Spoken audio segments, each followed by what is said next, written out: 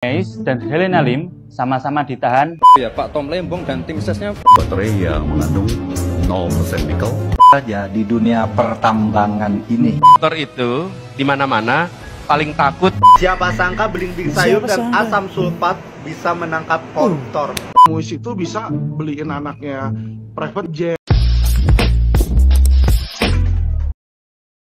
Oke, halo teman-teman, kembali lagi di channel FKR Project yang selalu memberi kalian konten-konten yang menarik dan aktual tentang kasus-kasus yang lagi viral maupun sedang trending di sosial media. Ya, yang pengen gue bahas kali ini kasus yang viral banget tentang tambang ilegal, dan menariknya kenapa kasus ini pengen gue bahas, karena kasus ini ternyata pas di debat Capres dan Cawapres itu pernah disinggung ya.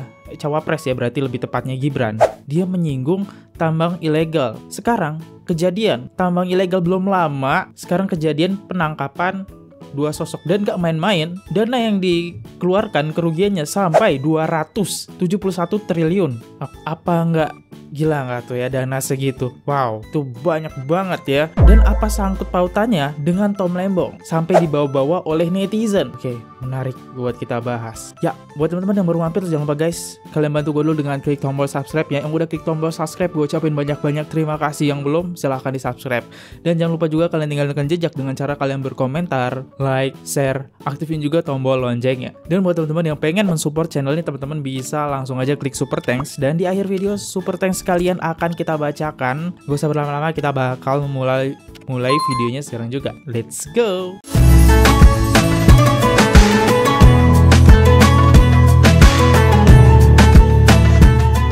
Kita bakal kenalan dari sosok dua orang ini. Kenapa sosok dua orang ini? Ya, dua orang ini sangat-sangat terkenal di sosial media ya. Makanya mereka yang viral ya. Di sini terungkap kasus korupsi PT Timah Rp 271 triliun. Siapa backingannya? Oke, kita lihat ya. Oke, biar abang-abang ini aja yang ngejelasin ya. Baru-baru ini terungkap kasus korupsi besar-besaran di PT Timah, sebuah perusahaan tambang milik BUMN. Kasus ini melibatkan praktek tambang ilegal yang merajalela di wilayah izin usaha pertambangan. Mengapa hal itu bisa terjadi? Mari kita bahas lebih lanjut. Pasti ada orang dalam, Pak. Pada tahun 2015 sampai tahun 2022, Kejaksaan Agung menetapkan 5 tersangka dalam kasus korupsi timah di PT Timah Tbk. Salah satunya adalah Mohtar Riza Palevi Tabrani, yang udah ketangkep ya, mantan Direktur PT Timah Tbk. Masalah pencurian timah ini sudah berlangsung lama. Namun anehnya, kasus ini belum pernah terbongkar. Kementerian BUMN pun mengapresiasi langkah yang dilakukan oleh Kejaksaan Agung karena telah membongkar operasi-operasi pembobolan timah. PT Timah memiliki izin usaha pertambangan yang terbesar di Provinsi Bangka Belitung. Namun, banyak perusahaan kecil memiliki hasil produksi timah yang jauh lebih besar. Dalam kasus ini, ada pihak swasta yang menambang di wilayah PT Timah tanpa izin dan tanpa pengawasan, mengakibatkan kerugian negara hingga 271 triliun rupiah dan kerusakan lingkungan yang sangat parah. Kejaksaan Agung telah menetapkan 16 tersangka, termasuk pengusaha terkenal Harvey Mois dan Helena Lim. Dalam aslinya, Helena Lim melalui PT QSE memberikan sarana dan prasarana dengan dalih penyaluran CSR, sementara Harvey Mois menjadi perwakilan PT RBT yang mengakomodir kegiatan pertambangan liar dan meminta pembayaran dari keuntungan smelter. Kini, Harvey Mois dan Helena Lim sama-sama ditahan di Rutan Salemba. Menurut kalian, siapakah tokoh-tokoh yang berada di belakang kasus ini, sehingga kasus ini baru terkuak di publik? Langsung saja, berikan komentarmu di bawah ya. Ini cukup keren sih menurut gue ya. Penangkapannya itu sekali 16, karena di tahun 2015 sampai 2022 itu hanya 5 oknum yang ketangkap. Sekarang 16 oknum yang ketangkap. Ini menurut gue sangat keren banget. Kalau kita lihat ya, 16 oknum tersebut, di sini ada namanya nih, daftar 16 tersangka korupsi PT Timah ilegal ya. Nah, jadi yang main-mainnya itu mereka-mereka inilah. Yang menariknya, kalau kalian perhatikan, dari nama Harvey Mois, Helena Lim, bahkan orang-orang yang ketangkap ini. Nah, kita bisa lihat ya, orang-orangnya ya. Nah, ini salah satunya nih. Nah, ini ya, 1, 2, 3, 4, 5. Menariknya, kalau kita lihat dari raut wajahnya, kayaknya mereka ini keturunan Tionghoa ya. Gue nggak bilang semua orang Tionghoa kayak gini, tapi ini oknum-oknumnya ya. Ya berarti masih ada satu suku lah ya. Ya bayangin lah kalau kalian sama-sama suku, contoh nih, sesama suku Jawa kan enak gitu kan komunikasinya. Sesama suku Lampung kan enak gitu. Nah ini sesama suku Tionghoa ya. Kenapa gue bisa bilang kayak gitu? Karena setelah gue cari tahu tentang Harvest Moist, itu ada keturunan Chinese-nya, Tionghoanya. Terus gue cari tahu juga tentang Helena Lim, itu ada keturunan Tionghoanya juga. Wow, menarik. Tapi gue nggak bilang semua orang Tionghoa seperti itu, enggak. Tapi ini yang dilakukan berdasarkan ya udah inilah ya, satu keturunan gitu. Apa ya? Maksudnya bukan satu keturunan juga sih, satu suku gitu ya, satu gimana itu ya? Gue susah jelasinnya. Oke, kita lanjut ke tentang Gibran ya. Kenapa sih Tom Lembong itu terbawa-bawa tentang kasus ini? Nah, menariknya di sini. Masih ingat waktu Gibran senggol Timah dan Tom Lembong? Apakah ada hubungannya dengan isu korupsi tambang sebesar 271 triliun yang sedang panas akhir-akhir ini? Apakah ini juga salah satu yang ditakuti para mafia jika Gibran terpilih menjadi Wapres? Ya. Oke, kita dengerin ya videonya. Yang sering ngomongin LFP itu tim sesnya, tapi cawapresnya nggak paham LFP itu apa. Kan aneh. Sering bicara LFP, lithium ferrofosfat. Tesla nggak pakai nikel. Ini kan kebohongan publik, mohon maaf. Tesla itu pakai nikel, Pak. Dan kita sekarang, Indonesia itu adalah negara yang punya cadangan nikel terbesar sedunia. Ini kekuatan kita, ini bargaining kita. Jangan malah membahas LFP. Itu sama saja mempromosikan produknya China, Pak. Saya nggak tahu ya, Pak Tom Lembong dan tim sesnya sering nggak diskusi dengan cawapresnya. Masa cawapresnya nggak paham? Aneh loh. Yang di sini dia menyenggol Timah ya. Ya kita tahu lah, yang hilirisasi program kerja yang paling kuat adalah dari sisi 02, yaitu Gibran. Dia selalu ngomongin hilirisasi. Nggak mau punya barang mentah gitu, harus diolah dulu. Sedangkan Tom Lembong ingin menjual barang hilirisasi. Itu udah pernah gua bahas di konten yang ini ya. Nah inilah yang membuat netizen curiga. Ini hanya kecurigaan netizen ya teman-teman. Jadi kita gak bisa nyalain Tom Lembong karena ini hanya spekulasi netizen. Gua hanya membahasnya lagi. Next, ini videonya ya. Kita lihat nih perbedaan pendapat antara Gibran dan Tom Lembong. Pakai nikel. Ini kan kebohongan publik, mohon maaf. Tesla itu pakai nikel, Pak. Indonesia itu adalah negara yang punya cadangan nikel terbesar sedunia. Saya nggak tahu ya, Pak Tom Lembong dan tim sesnya sering nggak diskusi dengan cawapres. Masa cawapresnya nggak paham? Aneh loh. Mobil Tesla yang dibuat di Tiongkok menggunakan baterai yang mengandung 0% nikel dan 0% kobalt. Ya, jadi baterainya namanya LFP, lithium ferrofosfat. Jadi pakai besi, pakai fosfat, masih tetap pakai lithium, dan sudah tidak lagi pakai nikel, tidak lagi pakai kobalt. 100% Pak. Itu 100% dari mobil Tesla menggunakan baterai. Inilah yang menjadi sorotan netizen karena perbedaan pendapat antara Tom Lembong dengan Gibran ya. Jadi si Tom Lembong pengen jual barang mentah aja gitu. Karena kalau misalnya diolah nih timah ini jadi baterai bakal nggak laku ya. Sedangkan Gibran pengen diolah jadi baterai. Dia nggak mau mentah-mentah. Ya emang sih untungnya berkali-kali lipat ketika jadi baterai. Sedangkan kalau jadi ini jadi bahan mentahnya itu untungnya ya nggak berkali-kali lipat dan emang cepat laku sih ya. Cuma ya sayang banget. Gue agak setuju dengan Gibran gitu ya. Kalau dibilang pendapat gue setuju banget dengan Gibran. Oke, kita lanjut lagi next. Oke, kita kenalan dengan sosok Tom Lembong di sini. Dia adalah Tom Lembong, sosok yang disebut Gibran saat debat capres kemarin tentang masalah nikel. Diketahui bahwa Tom Lembong ini berbeda prinsip terhadap Pak Jokowi, di mana Pak Jokowi mengatakan bahwa Indonesia ini tidak akan memberikan nikelnya sebagai bahan utama pembuatan baterai mobil listrik keluar. Jika memang mereka butuh, Pak Jokowi ingin supaya pabrik pembuatan baterainya berada di Indonesia, itu supaya bisa menyerap tenaga kerja rakyat Indonesia ya. Nah jadi Tom Lembong itu emang pernah dipecat dengan Jokowi ya. Kalau nggak salah ya, maaf nih kalau misalnya salah, karena perbedaan pendapat juga dan negara juga banyak mengalami kerugian. Akhirnya dipegang sama Bila kalau nggak salah ya. Karena gue udah agak lupa nih sama konten yang sebelumnya karena udah pernah gue bahas. Inilah yang menjadi sorotan karena perbedaan pendapat. Tom Lembong akhirnya sekarang dibawa-bawa. Oke, next. Kenapa Tom Lembong dibawa-bawa lagi? Karena ada kemiripan antara Harvest Moist dengan Tom Lembong ya. Tetapi ini orang yang berbeda. Bang, kenapa mereka berdua mirip? Mereka berdua ini punya satu keturunan yang sama, yaitu sama-sama dari keturunan Cina Indo ya, atau Tionghoa ya. Kalau gue dapet sih dari sumber Google seperti itu. ya. Mereka tuh ada persamaannya satu keturunan, tapi mereka tuh orang berbeda. Oke, kalian udah paham lah ya. Tom Lembong sama Harvest Moss itu orang yang berbeda ya. Ingat ya, orang yang berbeda. Tapi kenapa wajah mereka sama? Karena mereka ada satu keturunan Tionghoa ya. Ya itu ya. Next. Dan gue curiga juga, Prof Mahfud ini sebenarnya sudah tahu kalau emang ada tambahan ilegal. Itu dilakukan pada debat Cawapres kemarin. Kita dengar video perdebatannya antara Gibran dengan Pak Mahfud MD. Izinnya dicabut. Dengan Prabowo Gibran, simpel saja solusinya. IUP-nya dicabut. Izinnya dicabut. Simpel.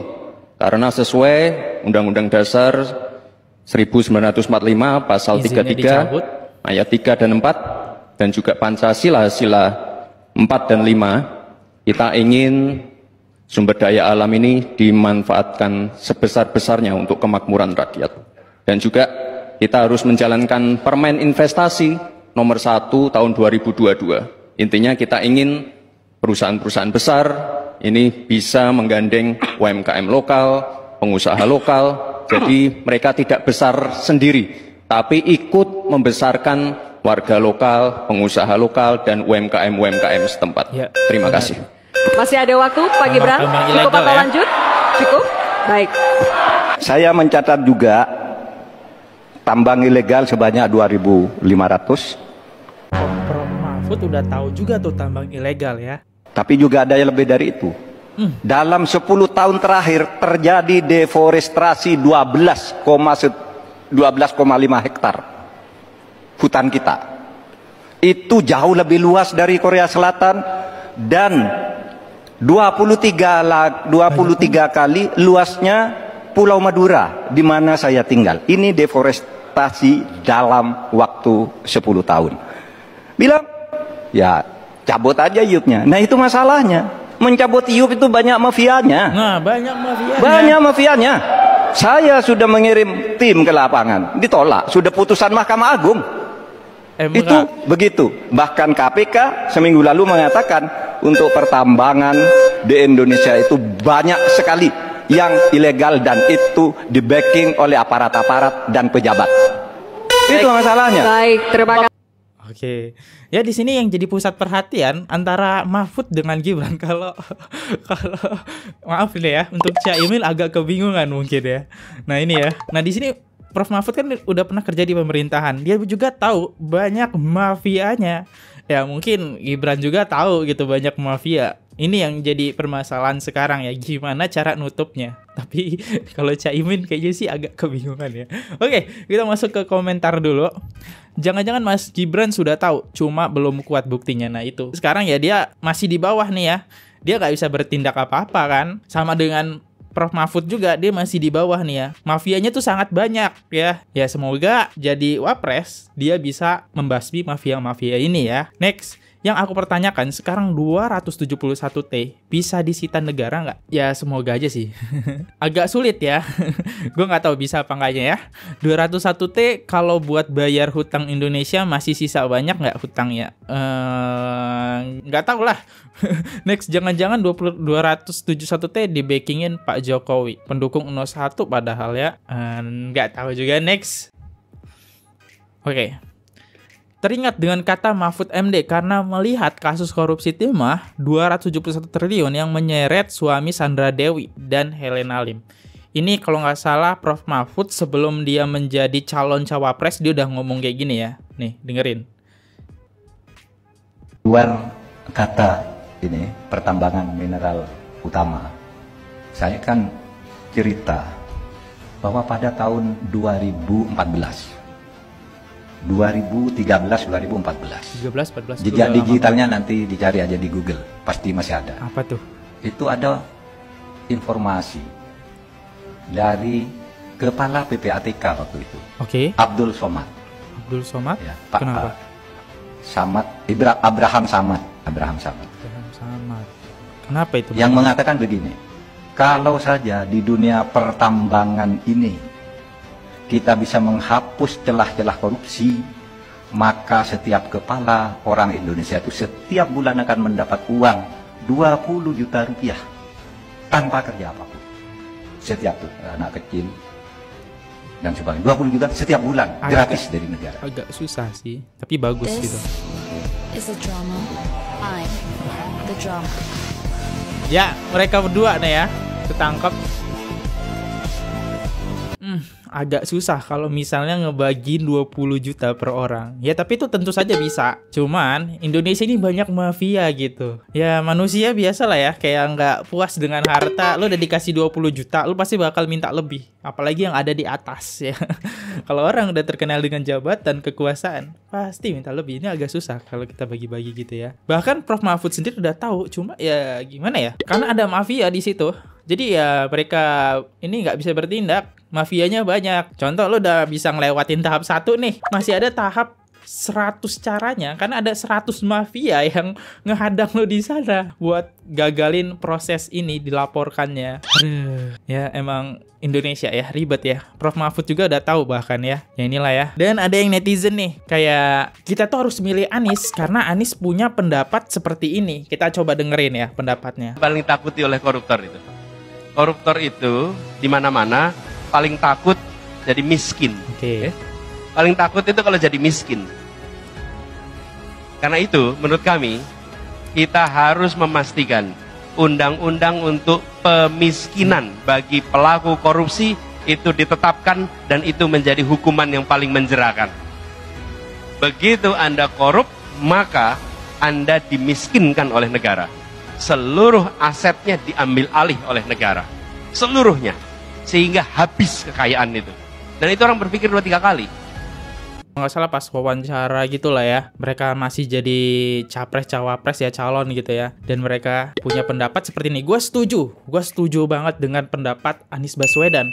Kalau koruptor itu harus dimiskinkan, hartanya disita, terus dijual. Ya pasti kita dapat lah, seenggaknya 50% kan lumayan gitu. Ketimbang yang koruptor ini cuma ditahan, mending dimiskinkan ya. Tapi nih, gue bakal ngebantah. Jokowi juga itu pernah buat kayak gini. Nah ini videonya nih ya. Perampasan aset itu memang inisiatif dari pemerintah. Dan terus kita dorong agar itu bisa segera diselesaikan oleh DPR. Dan ini prosesnya sudah berjalan. Kita harapkan dengan undang-undang perampasan aset itu ya akan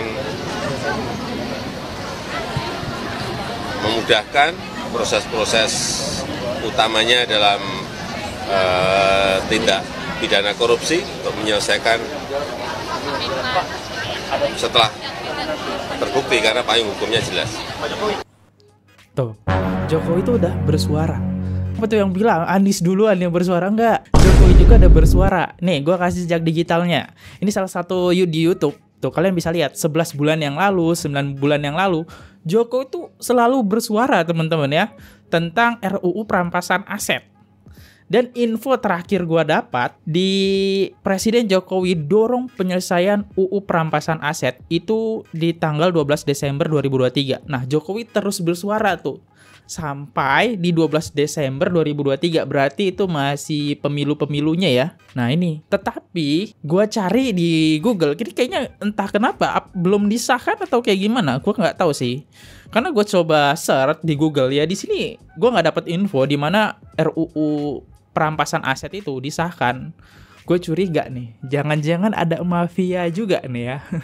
Sehingga RUU ini belum disahkan. Bahkan di yang terakhir baru banget kan nih Desember 2023, Jokowi terus bersuara ini. Cuma ya balik lagi ke DPR kan, ini harus dikomunikasiin dulu oleh DPR. Gue belum tahu. Coba yang tahu infonya apakah RUU perampasan aset ini udah disahkan atau belum gitu. Karena gue coba cari ya, nggak ketemu. Yang bilang Anies duluan ngomong ini enggak ya teman-teman. Jokowi lebih jauh daripada Anies itu udah bersuara tentang koruptor harus dimiskinkan ya. Cuma gak tahu kenapa ini gue nggak dapat info kalau udah disahkan itu, kayaknya sih belum ya sih. Nggak tahu sih kenapa. Apa jangan-jangan ada mafia nih. Siapa sangka belimbing sayur dan asam sulfat bisa menangkap koruptor. Biasa ya. Yang jumlahnya itu 271 triliun rupiah. Banyak banget. Pasti kalian masih ingat ketika Mas Gibran di debat cawapres bilang pengen mencabut perizinan pertambangan ilegal. Dan di situ banyak yang mencemooh, banyak yang menghina. ternyata memang banyak banget para koruptor di Indonesia yang menjadi crazy rich hasil dari korupsi. Crazy rich koruptor. Pantesan banyak banget orang yang teriak-teriak minta hak angket, orang demo besar-besaran, jangan-jangan itu adalah pengalihan isu untuk para koruptor supaya tidak ditangkap. Pantes banyak orang yang takut ketika Mas Gibran atau Pak Prabowo yang menang di Pilpres tahun 2024, karena akan banyak sekali para koruptor yang masuk penjara. Lihat saja endingnya. Oke. Siapa? Oke, kita coba langsung aja masuk ke komentar. Mereka sibuk demo buat memakzulkan Jokowi, tapi kok mereka nggak demo buat menyetujui koruptor dimiskinkan. Nah, mending ini demo yang bermanfaat ya teman-teman. Ya, demo bermanfaatkan daripada demo menghina-hina Jokowi kan. Ya, mending demo buat yang koruptor itu dimiskinkan, dihukum mati. Nah, itu lebih bermanfaat gitu ya. Bahkan kita jadi lihat ya, DPR belum mengesahkan, sepertinya belum mengesahkan koruptor dimiskinkan. Next, yang suka demo pakai tameng agama itu termasuk pembela koruptor. Waduh, cak, saya tidak tahu itu. Emang sudah dilantik ya Gibran? Ya, semoga aja ya. Entah Gibran, kalau emang jadi Gibran beneran, semoga Gibran bisa membasmi koruptor ini. 01 03 mengerti. Oke, kita lanjut aja next. Modus yang udah lama terjadi, Bang. Jadi uang mereka ini bisa jadi crazy rich, bisa jadi kaya. Ya karena gemplang uang pemerintah, korupsi dari situ, gratifikasi. Ya 271 triliun, makanya nggak heran Harvey Muiz itu bisa beliin anaknya private jet di sini ya. Jadi ini seharusnya Bang, kejaksaan jangan hanya berhenti di pidana tipikor, tapi harus dia masuk nih Bang, ke pidana pencucian uang TPPU-nya. Oke. Ya, kenapa? Dengan pencucian uang, maka nanti kejaksaan bisa mengambil atau recover dia punya kerugian negara, Bang. Karena 271 triliun loh. Ya kan? Dikit. Itu dia bisa dapatkan dengan menyita aset-aset nanti milik Harvey Muiz yang sudah mengalir ke pribadi dia dan juga ke Sandra Dewi ya. Jadi Sandra Dewi itu sama anaknya itu bisa menikmati hidup mewah. Istrinya ya. Itu dari hasil korupsi, Bang. Dari hasil korupsi suaminya, di situ pengalir uangnya ke mereka, dan inilah yang harus disita di situ. Ya jangan sampai negara ini rugi, masyarakat rugi, ya kan dipakai oleh golongan-golongan the haves yang hidup dari hasil korupsi, Bang. Ya, gue setuju banget. Dan misalnya nih Sandra Dewi, kalau ada yang masih bingung apakah Sandra Dewi istrinya bakal ketangkep, itu bisa aja ya teman-teman, karena mau nggak mau, Harvey Slim ini adalah suaminya dan istrinya harus tahu sumber dananya itu dari mana dan dia juga yang make ya, jadi kemungkinan bakal bisa ketangkep sih ya. Oke, next, Pak Jokowi nggak tahu tentang kerugian negara 271 T, bener kah? Kayaknya bisa deh. Oke, coba kita dengerin. Orang Pak Presiden Jokowi nggak tahu soal tambang 271 triliun kerugian negara. Harusnya sih tahu. Bullshit. Gak mungkin gak tahu. Karena apa ya, Pak Jokowi sendiri bilang bahwa beliau itu punya intel, beliau itu ada Kapolri, ada BIN, semuanya kasih informasi ke beliau. Kalau sampai beliau nggak tahu, kok bisa gitu. Ini adalah sesuatu hal yang sangat penting yang merugikan negara. Sampai-sampai di Bangka Belitung itu rusak semuanya, alamnya. Nggak mungkin lah beliau nggak tahu gitu, beliau punya BIN. Beliau sendiri yang bilang, masa untuk urusan pemilu yang untuk rakyat beliau bisa cawe-cawe. Kenapa untuk urusan yang 271 triliun beliau nggak tahu apa-apa? Kan nggak mungkin. Beliau pasti tahu. Apalagi waktu itu sempat disebut juga sama Gibran bahwa kalau misalnya mau mengendalikan tambang ilegal itu dengan cara mencabut izinnya, itu berarti apa ada konsensus nggak tertulis gitu bahwa kalau kita mau ada tambang ilegal, izinnya secara tidak tertulis, mungkin ada konsensus seperti itu gitu. Mengingat Gibran bilang ya udah dicabut aja izinnya, mungkin ada jokinya buat siapa dikasih izin tambang ilegal, siapa yang nggak dikasih izin, siapa yang dicabut gitu. Gak semudah itu. Who knows gitu. Tapi kalau Pak Jokowi nggak tahu, saya nggak percaya, karena Pak Jokowi bilang sendiri bahwa beliau punya BIN, beliau punya intel, beliau punya semuanya, sumber daya bisa dikerahkan untuk apapun. Dan nggak mungkin, beliau kan sangat peduli rakyat kecil, sangat sayang sama rakyatnya. Nggak mungkin kalau ada kerugian kayak gini beliau nggak tahu apa-apa. Sangat impossible, sangat mustahil. Gak semudah itu ya teman-teman apa yang dia bilang. Bahkan Mahfud MD ya, itu mafianya sangat banyak gitu ya. Oke, gimana tanggapan netizen tentang mbak ini? Anak abah ya. Koruptor ketangkep tetap saja. Kalian salahkan Jokowi. Iya juga ya. Kalau dipikir-pikir ini, kalau Jokowi kerja sama, Jokowi nggak tahu, pura-pura nggak tahu, ya koruptor-koruptor ini gak ditangkap. Ya juga ya. Kirain ketangkep kalian salahkan Jokowi, kirain nggak ketangkep kalian salahkan Jokowi. Maunya apa nih? Yang maling dia, mana mungkin dia nggak tahu? Dia kan maling juga, pura-pura nggak tahu padahal maling. Jokowi disebut maling ya? Nggak mungkin nggak tahu. Itu ya nggak bisa dipahami 02. Menurut gue sih tahu, makanya Jokowi punya RUU harus dimiskinkan. Cuma mafianya sangat banyak ya. Ya semoga, gue berharap sih siapapun presiden ya, mafia-mafia ini bisa dihabiskan gitu. Karena agak berat sih menghabiskan mafia, jujur ya. Karena mafia ini nggak hanya satu anggota saja, tapi banyak anggota yang berhubungan. Anda mematikan satu, anggota lain bakal bertindak ya. Ya silakan Mbak coba jadi presiden membasmi mafia ya. Ya semoga mafia ini cepat diselesaikan ya. Saya juga setuju ya. Next. Ya di akhir video kita bakal bacain top komen ya di konten sebelumnya. Oke, 3 top komen teratas kita bakal bacain. @yasdi, kalau 01 sama 03 kalah dalam sidang, yang pengen Ganjar dan Anies di penjara setelah sidang MK angkat tangan. Ini banyak banget top komennya. Andai komen begitu saya serem bacanya. Next. Dari @yudisetiadi 4094, sumber provokator adalah Anies dan Ganjar, ini perlu diruqyah. Lebih ke menurut gue sih oknum-oknumnya sih, dan Anies dan Ganjar ini nggak ngelihat orang bawah-bawahnya gitu, tim suksesnya sih, bahwa melakukan hal apa yang dilaporkan gitu ya. Next, dari @tomaso7292, saya jujur dapat bansos dari PDIP, nominalnya seharga 300.000, tapi gua nggak nyoblos Ganjar Mahfud, tapi coblos Prabowo Gibran. Nah ini ya, Ganjar nggak percaya tuh karena dia udah ngasih uang mungkin ya, mungkin ini kan hanya perspektif jadi bisa salah ya, ini hanya pendapat. Udah ngasih uang, nggak percaya dengan nilai dia segitu. Kalau kalian lihat partainya itu PDIP paling besar kan, tinggi tuh ya angkanya, pendapatan suaranya.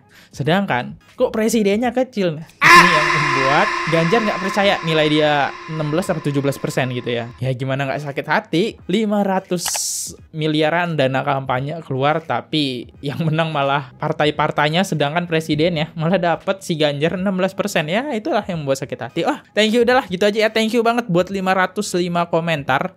Ya, thank you banget lah yang udah ngeramein. Dan sambil aku menutup video ini, so misalnya kalau ada salah kata ataupun ada kata-kata yang menyinggung ataupun ada kata yang kurang baik dan menyinggung teman-teman semua, saya minta mohon maaf karena saya juga manusia biasa. Jadi so minta maaf banget dah. Thank you banget ya buat kalian yang selalu berkomentar dan selalu nonton video ini. Jangan lupa di subscribe dulu. Sampai jumpa di video selanjutnya. See you, goodbye. Bye-bye. Oke guys, subscribe channel FKR Project. Jangan lupa kalian subscribe channelnya FKR Project. Subscribe channel FKR Project. Hai guys, jangan lupa untuk subscribe FKR Project.